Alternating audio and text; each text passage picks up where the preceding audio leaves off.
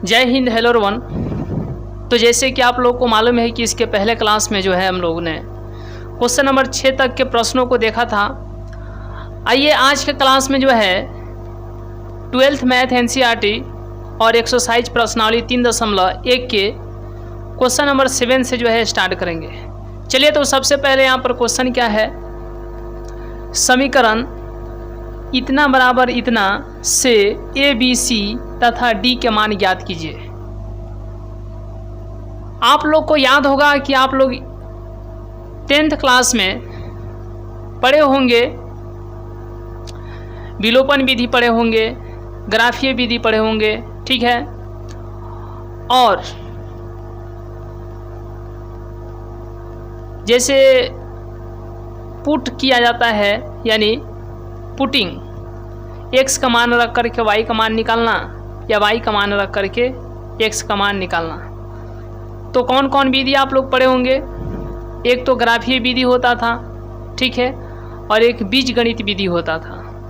बीजगणित विधि में प्रतिस्थापन विधि होता था, ठीक है, विलोपन विधि होता था और वज्र गुणन विधि होता था। चलिए, तो इसको जो हम लोग देखते हैं, स्टार्ट करते हैं। सबसे पहले यहाँ पर क्वेश्चन नंबर 7 है।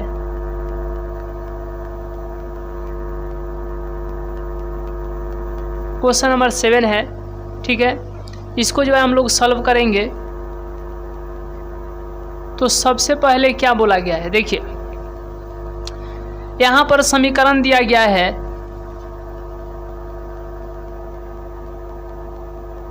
गिवन a माइनस बी और 2a minus B, 2a plus सी और फिर 3c प्लस डी, यह बराबर है किसके? तो -1, 0 और यहाँ पर 5 और फिर यहाँ पर 13। देखिए, यह जो है इसके बराबर होगा, यह इसके बराबर होगा, यह इसके बराबर, यह इसके बराबर, ठीक है। तो यहाँ पर क्या देखेंगे, a माइनस बी बराबर -1, यह पहला समीकरण हो जाएगा। फिर 2a प्लस सी, यह जो है दूसरा समीकरण हो जाएगा। उसके बाद 2a minus B, 2a minus B बराबर 0, यह जो है तीसरा समीकरण, ठीक है। इसको जो है नीचे लिख देते हैं। 2a माइनस बी बराबर में 0, यह हो जाएगा तीसरा समीकरण। फिर 3 प्लस सी, 3c प्लस डी, यह जो है आपको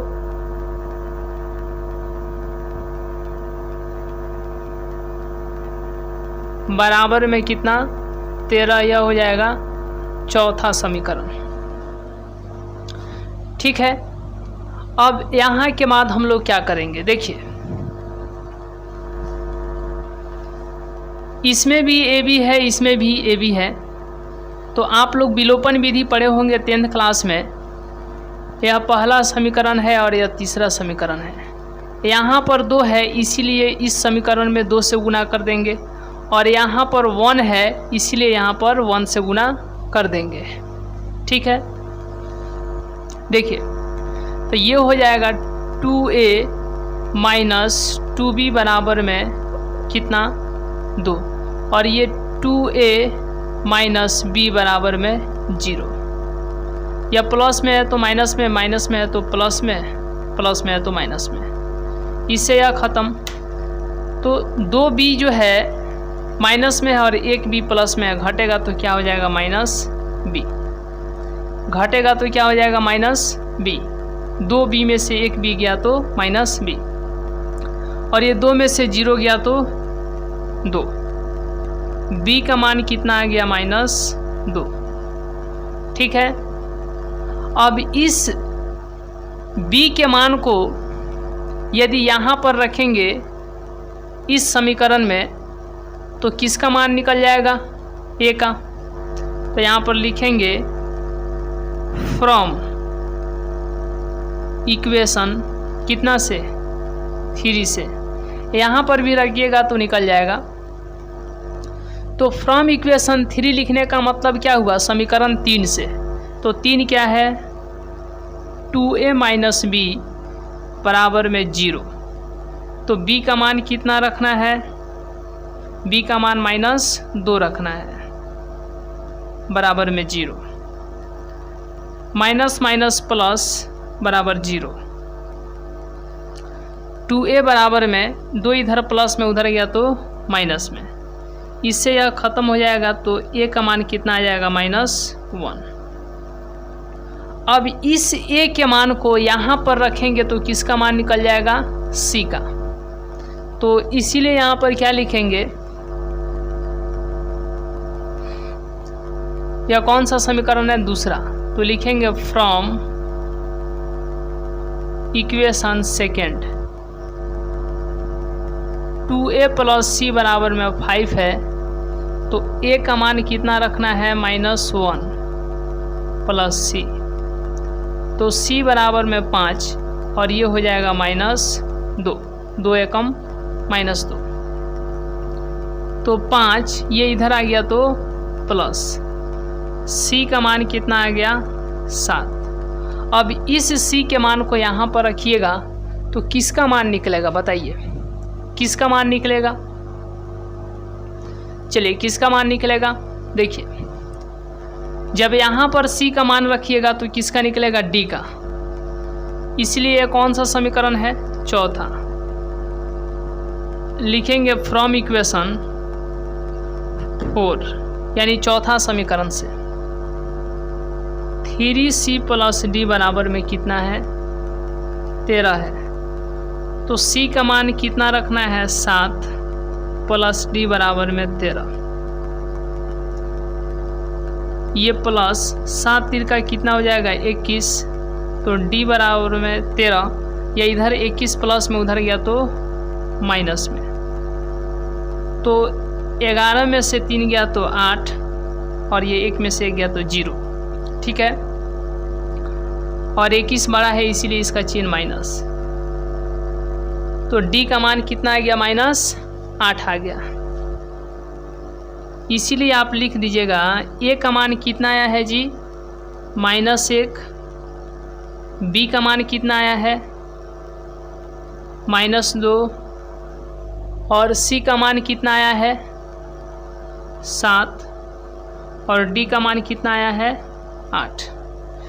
तो a b c d का मान जो है यहाँ से निकल गया, जो कि इस क्वेश्चन में a b c तथा d के जो है मान ज्ञात करने थे। चलिए तो यहाँ तक का स्क्रीनशॉट लेने के बाद हम लोग नेक्स्ट क्वेश्चन देखेंगे। चलिए यहाँ तक का स्क्रीनशॉट लेने के बाद जो है हम लोग नेक्स्ट क्वेश्चन देखते हैं।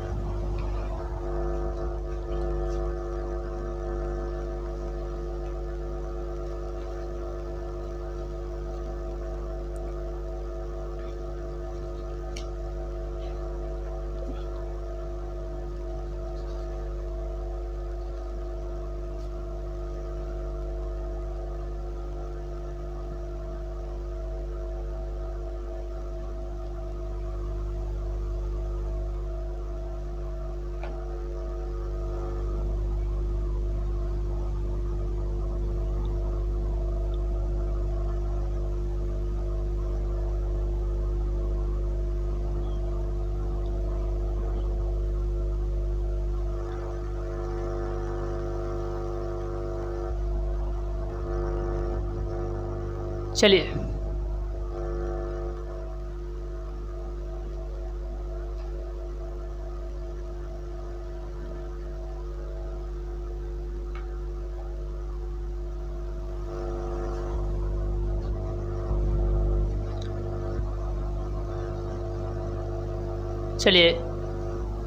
a माइनस बी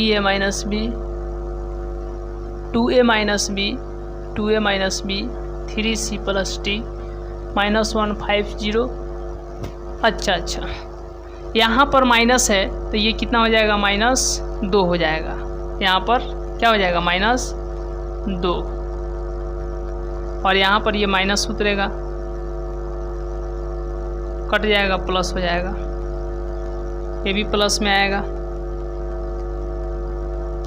क्योंकि ये माइनस इधर गया तो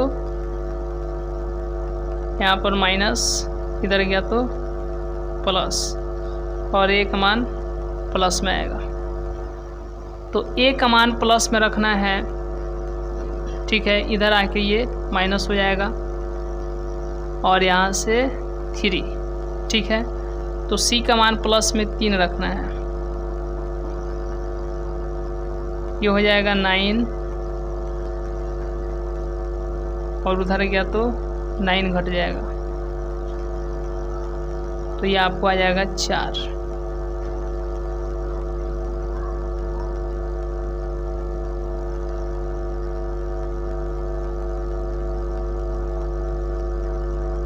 चलिए यहाँ पर जो है माइनस छूट गया था यहाँ पर, ठीक है, यहाँ पर माइनस छूट गया था, तो इसीलिए ए का मान 1 आएगा, बी का मान 2 और सी का मान 3 और डी का मान 4। चलिए यहाँ तक है। स्क्रीनशॉट लेने के बाद हम लोग नेक्स्ट क्वेश्चन देखते हैं। चलिए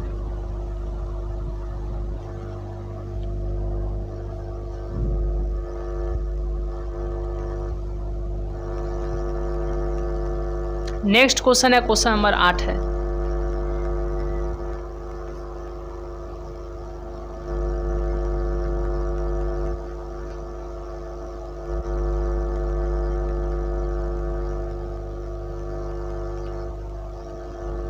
क्वेश्चन नंबर 8 कहा गया है कि ए बराबर ए आई जे कितना ऑर्डर का है, m गुने n ऑर्डर का एक वर्ग आव्यूह है यदि, कब वर्ग आव्यूह है, m छोटा होगा n से या m बड़ा होगा n से या m बराबर n होगा या ऑप्शन नंबर डी इनमें से कोई नहीं, नन। तो क्वेश्चन नंबर 8 के लिए देखिएगा कि वर्ग आव्यूह बोला गया है। तो वर्ग आव्यूह कहने का मतलब एक मानते हैं मैट्रिक्स ए है, ठीक है, ए यहाँ पर ए आई जे है, ठीक है। तो इसको इस तरीके से लिख सकते हैं, पहला रो, अरे ये बताए थे इसके पहले हम, यह पहला रो है तो इसीलिए 1 1, या दूसरा रो है तो 2 2, पहले रो लिखा जाता है। अब कलम लिखेंगे, यह पहला कलम है इसलिए 1 1, या दूसरा कलम है इसलिए यहाँ पर 2, यहाँ पर 2। तो ये भी तो वर्ग आव्यूह है। अब कैसे है तो देखिए, ये 2 क्रॉस 2 का है, यानी जितना ही रो है उतना ही कलम है, जितना ही रो है उतना ही कलम है, इसीलिए यह क्या है, एक वर्ग आव्यूह है। यहाँ पर बी लेते हैं, ए, ठीक है।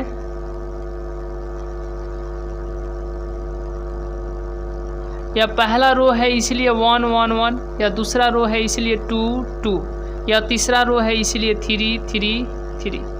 पहला कलम है इसलिए 1 1, या दूसरा कलम है इसलिए 2 2, या तीसरा कलम है इसलिए 3 3।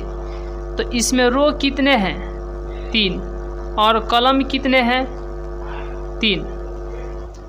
तो 3 गुने 3, 3 गुने 3, यानी जितना ही रो है उतना ही कलम है।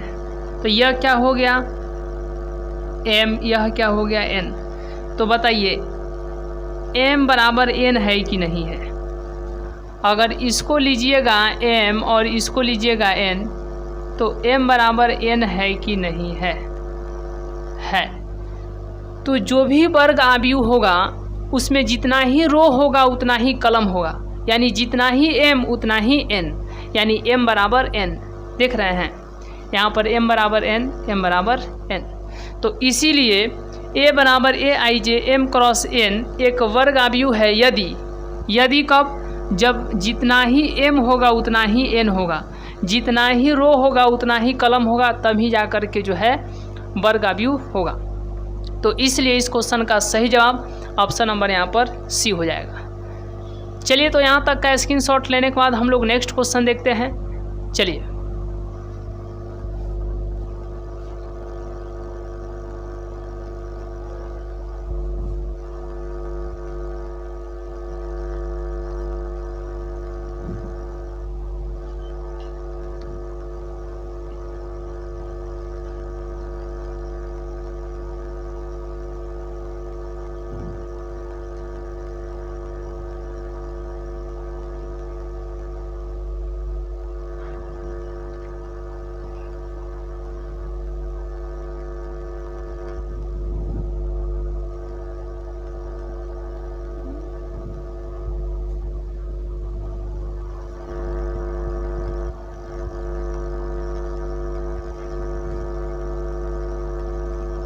चलिए नेक्स्ट क्वेश्चन है, क्वेश्चन नंबर 9 है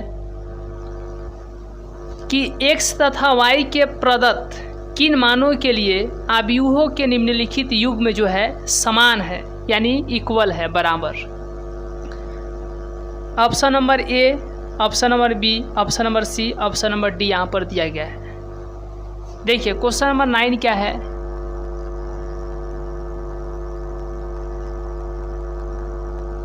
क्वेश्चन नंबर 9 दिया गया है युग्म जो है समान है, यानी कहने का मतलब 3x + 7 और y + 1, फिर यहाँ पर 5 और यहाँ पर 2 - 3x इक्वल होगा 0, 8, y - 2 और यहाँ पर 4। यह बराबर है, तो यह इसके बराबर, यह इसके बराबर, यह इसके बराबर, यह इसके बराबर। तो 3x + 7 = 0 और यहाँ पर y - 2 = 5 और यहाँ पर हो जाएगा y + 1 = 8 और यहाँ पर हो जाएगा 2 - 3x = 4। तो 3x बराबर में -7 और -7 ये गुना में इधर आएगा तो भाग में, इसीलिए x का मान कितना आ गया -7/3। अब यहाँ से y बराबर में 5, ये उधर गया तो प्लस y का मान कितना आ गया 7, y का मान 7, ठीक है। अब यहाँ से y का मान निकालिए, y बराबर में 8, ये प्लस में उधर गया तो माइनस में, तो y का मान कितना आ गया 7 आ गया। y का मान कितना आ गया, y का मान 7 आ गया। देखिए अब यहाँ से x का मान निकालना है, तो -3x बराबर में 4, ये उधर गया -3x बराबर में 2, x बराबर में 2/-3 बटा में जाएगा, ये ऊपर चलाएगा माइनस ऊपर आता है। तो यहाँ से x का मान कितना आ गया, यहाँ पर y का मान तो इक्वल है, लेकिन यह कैसे हो सकता है कि जब युग्म बराबर हो और एक ही इसमें जो है युग्म, जब एक ही युग्म में x का मान एक बार -2/3 आए और एक बार जो है -7/3, y का मान बराबर है, ये तो ठीक है, लेकिन ये x का मान जो है अलग अलग आ रहा है, इसीलिए ना ही इसका ऑप्शन नंबर ए होगा, ना ही सी होगा, ना ही डी होगा, और इसका जो है ज्ञात करना संभव नहीं है। यानी x और y का जो मान पूछा था यह ज्ञात करना संभव नहीं है इस युग्म के लिए, ठीक है। चलिए तो यहाँ तक का स्क्रीनशॉट लेने के बाद हम लोग नेक्स्ट क्वेश्चन देखते हैं। चलिए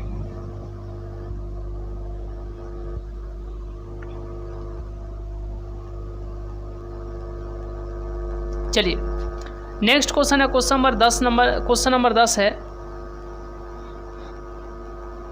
क्वेश्चन नंबर 10 क्या कह रहा है, आइए उसको देखते हैं। देखिए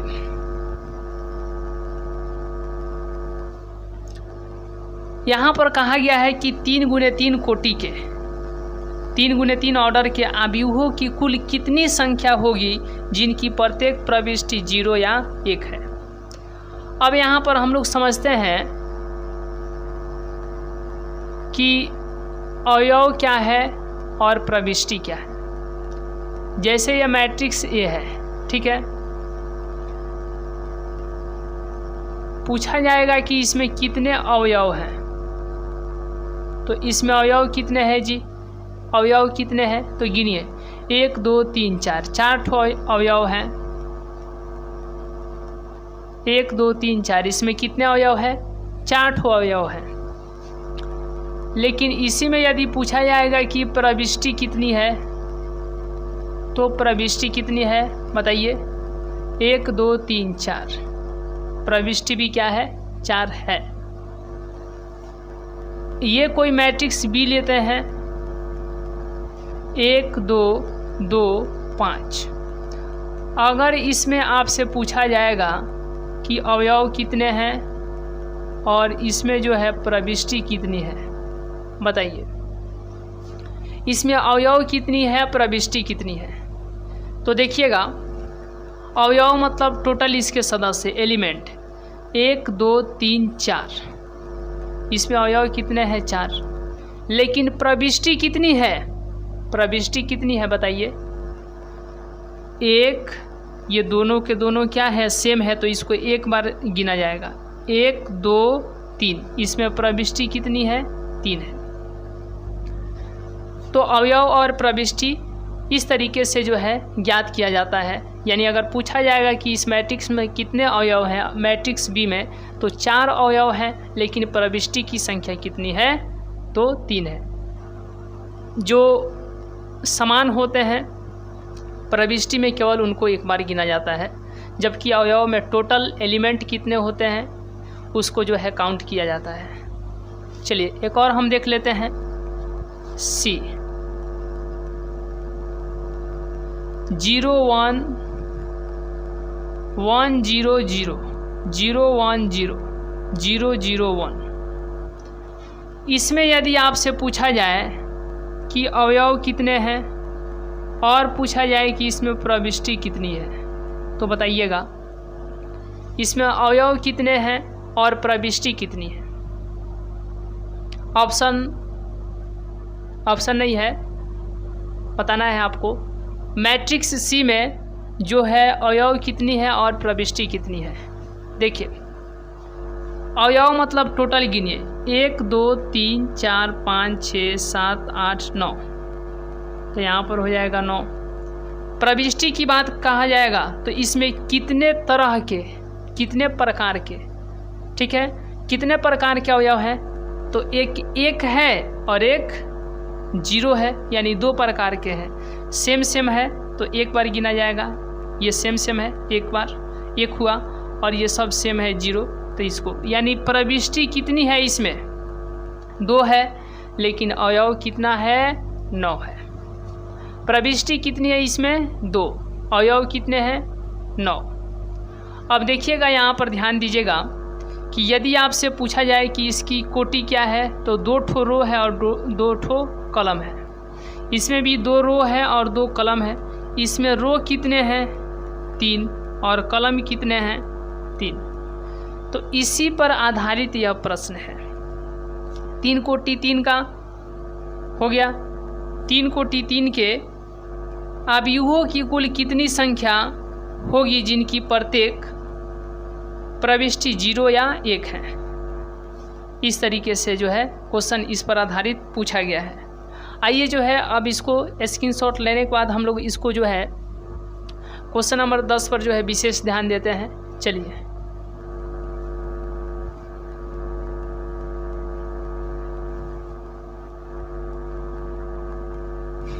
देखिए, जब भी इस प्रकार के पूछे जाएं कि 3 गुने 3 कोटि के अवयवों की कुल कितनी संख्या है या होगी जिनकी प्रत्येक प्रविष्टि 0 या 1 है, तो इसके लिए याद रखिएगा अकॉर्डिंग टू क्वेश्चन हम चल रहे हैं 10 नंबर के लिए, अवयवों की कुल संख्या, इसके लिए अवयवों की कुल संख्या बराबर होता है प्रविष्टि की संख्या प्रविष्टि की संख्या और पावर में लिखते हैं अवयवों की संख्या, अवयवों की संख्या। तो इसमें प्रविष्टि की संख्या कितने हैं, यानी कितने प्रकार के प्रविष्टि है। तो कह रहा है एक 0 होगा या 1 होगा, यानी इसमें 2 प्रकार के प्रविष्टि हैं, यानी प्रविष्टि की संख्या कितने हो जाएंगे, या तो 0 नहीं तो 1। तो प्रविष्टि की संख्या कितनी है, 2, तो इसीलिए कोष्ठ में क्या हो जाएगा 2। और अवयवों की संख्या, तो कोटि को गुना कर दीजिए, 3 3 9, यानी 3 गुने 3 कोटि का कह रहा है, इसका मतलब उसमें 9 ठो अवयव होंगे। ठीक है, तो इसीलिए पावर में अवयवों की संख्या। तो 2 का पावर 9 है, तो इसको लिखेंगे 2 गुने 9 बार। 2 को कितने बार, 9 बार। 2 गुने 2 गुने 2 गुने 2 गुने 2 गुने 2 गुने 2 गुने 2, गिनिए 1 2 3 4 5 6 7 8 9 हो गया। 2 दूना 4, 4 दूना 8, 8 दूना 16, 16 दूना 32, 32 दूना 64, 64 दूना 128, 128 दूना 256, और 256 दूना 512, 512। इसलिए इस क्वेश्चन का सही जवाब तो ऑप्शन नंबर डी होगा। चलिए, तो यहाँ तक का स्क्रीनशॉट लीजिए। देखिए,